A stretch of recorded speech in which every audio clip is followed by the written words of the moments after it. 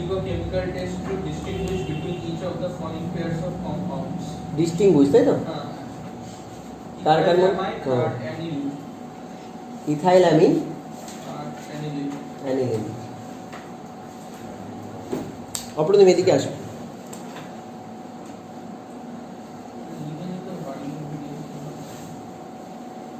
লিখবো এটা?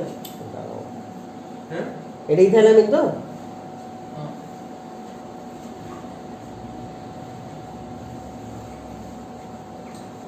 মেইন ডিফারেন্সটা কি দুজনের মধ্যে? বলো মেইন ডিফারেন্স কি?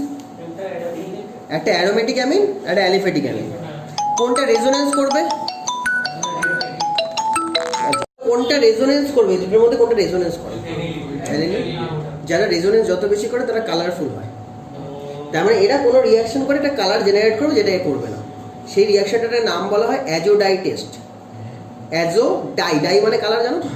অ্যাজোডাই টেস্ট। তাহলে নাম লিখে রাখো, অ্যাজোডাই টেস্ট। কার সাথে করে? প্রথমে এই যে অ্যানিলিন আছে এইটাকে নিয়ে আমার ডায়াজোডাইজেশন করতে হবে যাতে আমার ওই কমপ্লেক্সটা তৈরি হয় যেটা রেজোনেন্স করবে। NaNO2HCl 0 to 5 degree centigrade. যদি দেওয়া হয় কি তৈরি হয় বলো? NaNO2HCl মিশিয়ে কি তৈরি হয় বলো? কি তৈরি হবে? NaNO2 আর HCl এটা মিলিয়ে দিলে কি তৈরি হয়?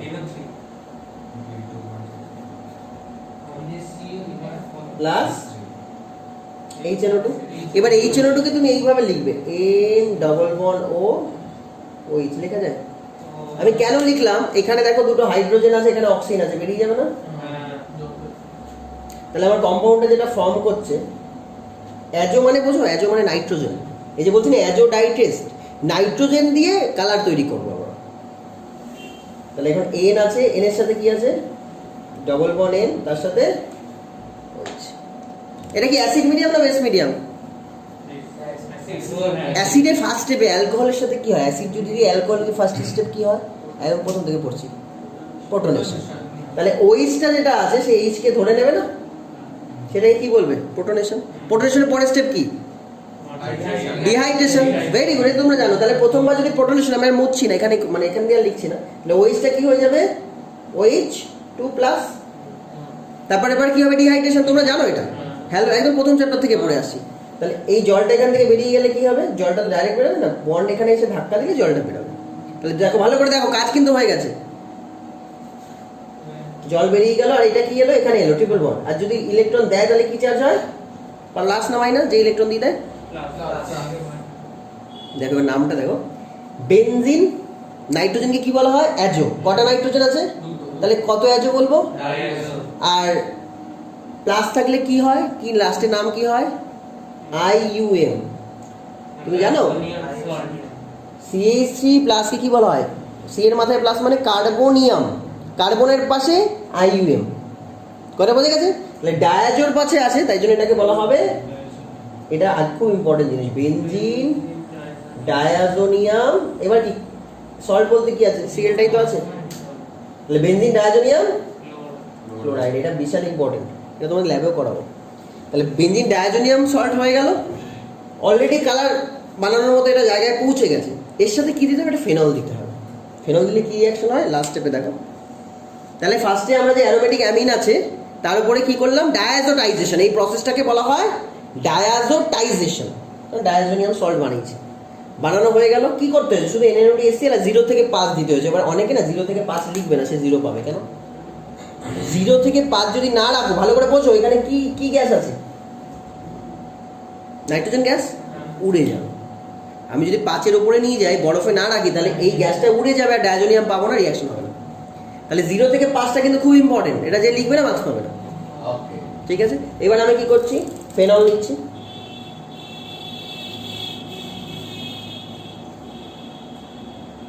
ফেনলে কোন পার্টটা বেশি রিঅ্যাক্টিভ? অর্থ প্যারা না মেটা? কোন সাইডটা বেশি রিঅ্যাক্টিভ? এই যদি এখানে রিঅ্যাকশন করে, রেজোনেন্স করে, এটা এখানে আসবে তো, তাহলে এটা কোথায় আসবে? এখানে। তাহলে প্যারাতে আসে না নেগেটিভ চার্জটা? অর্থতে কেন থাকে বলতো? রিপালশনের জন্য। তাহলে এখানে থাকবে নেগেটিভ চার্জটা। তাহলে এই নেগেটিভ চার্জটা কি এবার কোথায় অ্যাটাক করবে? পজিটিভে। পজিটিভ আমার কাছে কোথায় আছে? এই কম্পাউন্ডের ভেতর আছে, এই প্লাস একে নিউট্রালাইজ করতে হবে। তাহলে এটাকে এমনভাবে সাজিয়ে লেখো যাতে বুঝতে সুবিধা হয়। সল্ট হয়ে গেল, আমি ক্লোরাইড, সল্ট মানে কি, এ তো ক্লোরিন, এ তো জলের ভেতর রয়েছে, অ্যাকোয়া সলিউশন তো, NaOH তাহলে ও তো জলের মধ্যে ছড়িয়ে আছে, ওকে ওর সাথে লেগে আছে, তো ছড়িয়ে আছে, তাহলে এই যে অর্গানিক কম্পাউন্ডটা তো প্লাস হয়ে আছে, তাহলে ওকে তো এটা করাই যায়, সেটা আমরা দেখবো। এটাকে ফাঁকা জায়গায় করি। এটা সবসময় প্লাস মাইনাস হয়ে থাকবে। হ্যাঁ, আর কিছু না থাকলে ওরকমই হয়ে থাকবে, কোনো লাভ নেই আমার। তাহলে ফেনলটাকে এমনভাবে আঁকছি যাতে বুঝতে সুবিধা। দেখো তোমার ফেনলের ওইসটাকে এখানে দিলাম, কারণ আমি জানি প্যারা দিয়ে অ্যাটাক করাবো, তাহলে প্যারাটাকে ওর কাছে রাখছি, N triple bond N plus এই দুটোকে পাশে রাখলাম জাস্ট বোঝার জন্য। এবার দেখো রিয়াকশনটা এক স্টেপে বোঝানো যাবে। এটা যদি এখানে আসে,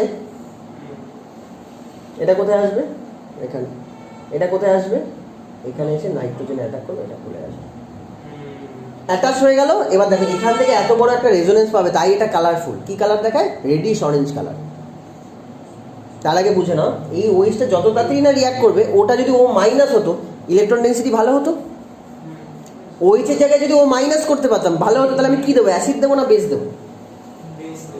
বেস দিলে এইচটাকে তুলে নেবে। তাই জন্য এই যে লাস্টের স্টেপে যে রিয়াকশনটা হচ্ছে ডায়াজোনিয়ামের সাথে ফেনল, সেটা অবশ্যই অ্যালকালাইন মিডিয়ামে করতে হয়।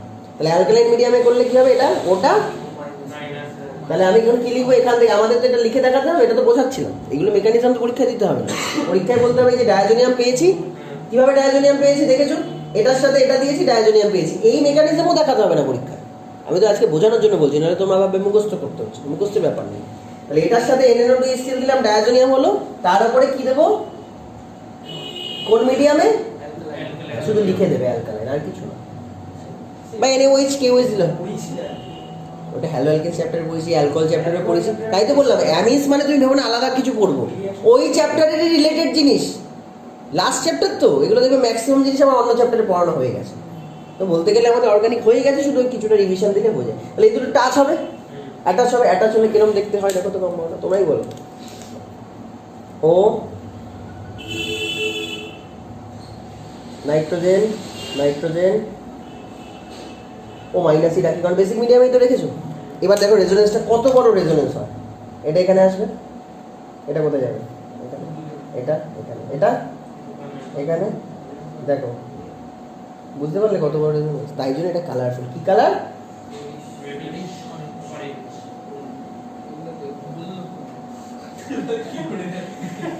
তাহলে এই কম্পাউন্ডটা কেন দিতে পারলো কালার, কারণ এর ভেতরে একটা রিং ছিল, কিন্তু তোমার যে ইথাইল অ্যামিন আছে তার ভেতরে কোনো রেজোনেন্সের জায়গা আছে, তাহলে ওকে ওই কালারটা দিতে পারবে। আর এইভাবে আমরা ডিস্টিংগুইশ করবো। দুটো টেস্ট টিউব একই দেখতে, একজনের মধ্যে অ্যানিলিন আছে, একজনের মধ্যে ইথাইল অ্যামিন আছে, তুমি কি করে বুঝবে?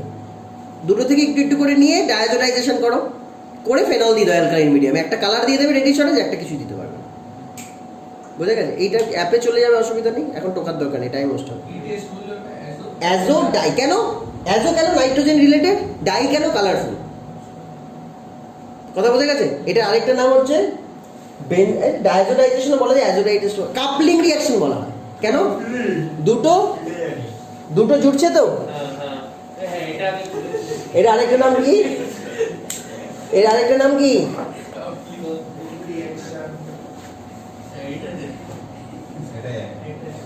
ক্লিয়ার? নেক্সট কোনো যদি দেখো কোনো ডিস্টিংগুইশ আছে কিনা।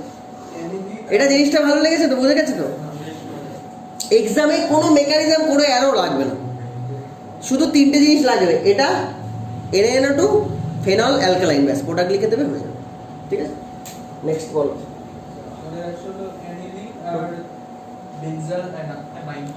অ্যানিলিন, তাই তো? দাঁড়া দাঁড়া, অ্যানিলিন, দাঁড়া দাঁড়া, অ্যানিলিন অ্যান্ড বেনজাইল অ্যামিন।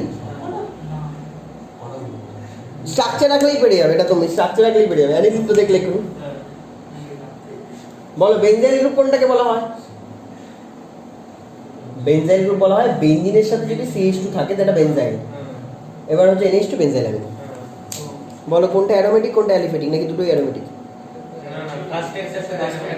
কেন, ডিরেক্ট আছে রিগের সাথে, এটা মাঝে একজন, এটা অ্যালিফেটিক। তাহলে আগের টেস্টটাই করবো। এটা ডায়াজোনিয়াম মানে ওই অ্যাজোডাইটিস বা কাপলিং রিঅ্যাকশন দেবে, এটা দেবে না। কি logic clear? Next testing, next কি কোশ্চেন আছে না? বাড়িতে প্র্যাকটিস করতে হবে কিন্তু অর্গানিক। একটা ইথাইল অ্যামাইড আর ডাইমিথাইল আস্তে ডিস্টিংগুইশ। ইথাইল অ্যামাইড আর ডাইমিথাইল অ্যামাইড। আচ্ছা CH3 CH2 NH2 ethyl amine dimethyl amine কিভাবে লিখবো? ডাইমিথাইল অ্যামিন কি করে লিখবো?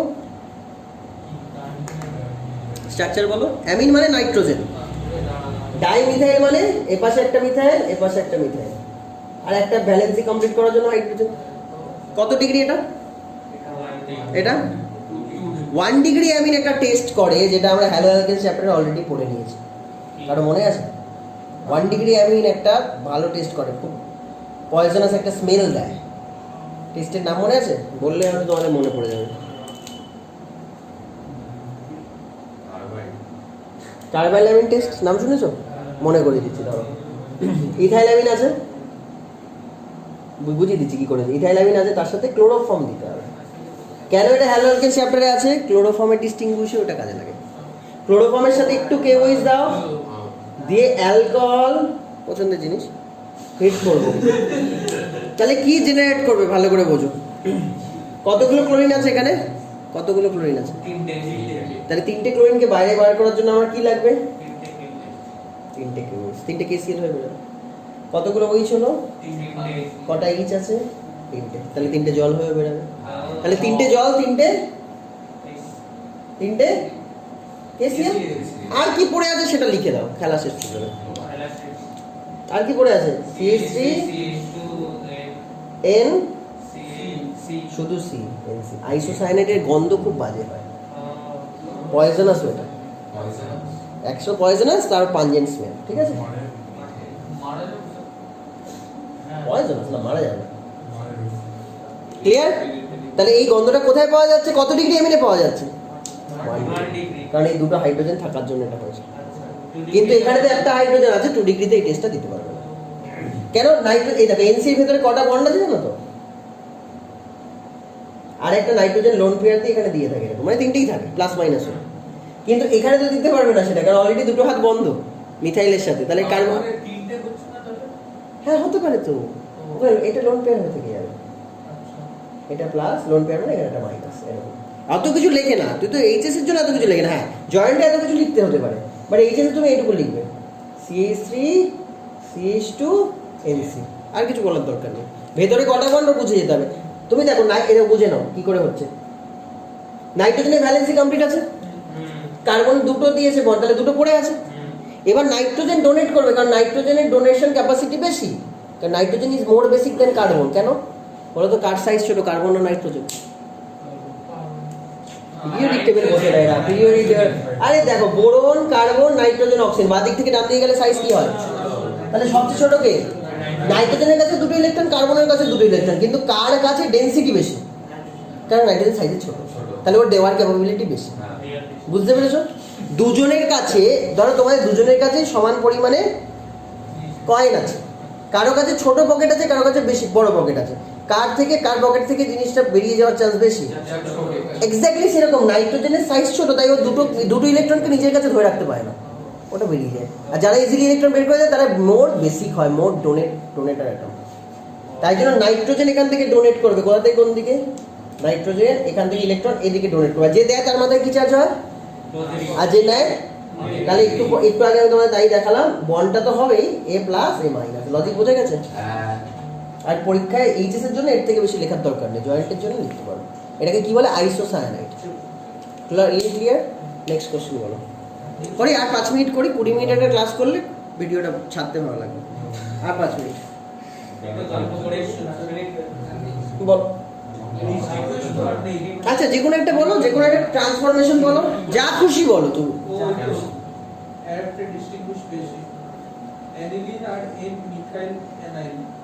Aniline and N methyl aniline. দেখো ডিস্টিংগুইশ হচ্ছে যখন হয়ে যায় অ্যানিলিন। একটু আগে ডায়াজোনিয়াম সল্ট করেছি, ওটা দিয়ে হয়ে যেতে পারে। আর দেখে নিচ্ছি আর কি কিভাবে করা যায়, সহজভাবেই বলবো। এন মিথাইল, দেখো নাইট্রোজেনের সাথে মিথাইল দিয়ে দিলাম, বাকি অ্যানিলিন আর একটাই হাইড্রোজেন আছে। কোনটা 1 ডিগ্রি?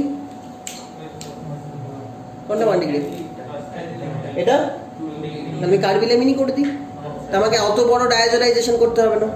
তুমি ডায়াজোডাইজেশন করলেও হবে, এটা ডায়াজোডাইজেশন করবে কিন্তু এটা করতে পারবে না। তবে এটা কি করবে একটু দেখবে, এটা করবে তো ডায়াজোডাইজেশন করতে গেলে একটা কিছু জেনারেট করে দেবে, বাট কি করবে একটু দেখে নিই। একটা তো পেয়ে গেলাম কার্বিলামিন, এটা কার্বিলামিন দেবে এটা দেবে না, একটা হাতে রইল, আরেকটাও তো শিখে রাখো, কাজে লাগবে। তাহলে অ্যানিলিন তো তুমি জানো ডায়াজোডাইজেশন করা যায়। এবার এটার কি হয় দেখি, HNO2 আচ্ছা NNO2 HCl দিয়েছিলাম 0 থেকে 5 এ, কি হয় NNO2 HCl রিঅ্যাকশন করলে, NNO2 প্লাস HCl রিঅ্যাক্ট করলে কি হয় বলো? NaCl বাদ দাও আর সাথে HNO2। তাহলে HNO2টাকে আমার এখানে লিখতে হবে, HNO2কে এখানে লিখবে, কিভাবে লিখবে দেখো কায়দা আছে, এর আগের বার লেখার কায়দা এখনকার কায়দা মিললে হবে। কেন লিখলাম এরকম ভাবে OH? আমার তো জল বের করতে হবে, এখানে তো একটা হাইড্রোজেন তাই এই পাশে OHটা লিখলাম, দুটো হাইড্রোজেন থাকলে ওটাকে এই পাশে লিখতাম। বেরিয়ে গেল, এই তো just drawing. Organic chemistry drawing, তুমি যদি ঠিকঠাক ড্রয়িং শিখে যাও কোথায় কোনটা বসাতে হবে তোমার সব সময়। তাহলে আর কি পাওয়া যাচ্ছে এখান থেকে, কি পাওয়া যাচ্ছে বলো? বেনজিন থাকছে, N থাকছে, তার সাথে কি CH3, তার সাথে আর ডবল, এখানে সিঙ্গেল আছে N ডাবল বন্ড। NO কে কি বলে জানো? শুধু NO কি নাম? NO3 কে কি বলে? NO2 কে কি বলে? আর NO কে কি বলে এগুলো জানতে হবে তো। NO2 কে বলা হয় নাইট্রেট, NO2 মাইনাস যদি থাকে নাইট্রেট, নাইট্রাইট, এটা নাইট্রোসো, তাহলে নাইট্রেট, ওকে নাইট্রাইট, আর এটা নাইট্রোসো। ভুলে গেলে যখন কোঅর্ডিনেশনে IUPAC করি, nitrate, nitrite, N নাইট্রেটো N নাইট্রেটো O, মনে পড়ছে? লিঙ্কে যাইছো আমার কোঅর্ডিনেশনে, নাইট্রেটো N, আর যদি ONO থাকে নাইট্রেটো O, কোঅর্ডিনেশনে IUPAC এর সময় ছিল। আর NO তেও নাইট্রোসোনিয়াম আয়ন ছিল, NO কে বলা হয় নাইট্রোসোনিয়াম কোঅর্ডিনেশন করার সময়। যাও জেনে রাখো, তাহলে কি এটা নাইট্রোসো আছে, কার সাথে অ্যাটাচ আছে? এই নাইট্রোসোটা কার সাথে অ্যাটাচ আছে? টাইটেন, এটাকে বলা হয় N নাইট্রোসো। লজিকটা বোঝা গেছে? নাইট্রোজেনের সাথে নাইট্রোসো আছে, তাহলে N নাইট্রোসো, বাকিটার নাম কি, কি নাম বলেছো তোমরা? এটা দেখো লেখা আছে মিথাইল, তাহলে N nitroso N methyl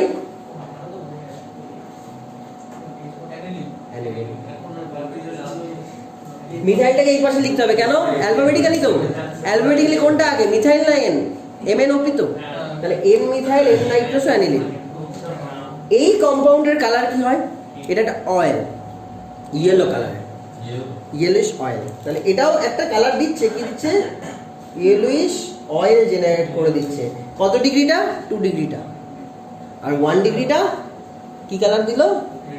reddish orange precipitated, ওটা প্রেসিপিটেড দিচ্ছে, আর এটা অয়েল হচ্ছে ইয়েলো কালারের। এইভাবে ডিস্টিংগুইশ করা যেতে পারে। লজিকটা বোঝা গেছে? হ্যাঁ। দেখো আর কোনো ডিস্টিংগুইশ আছে?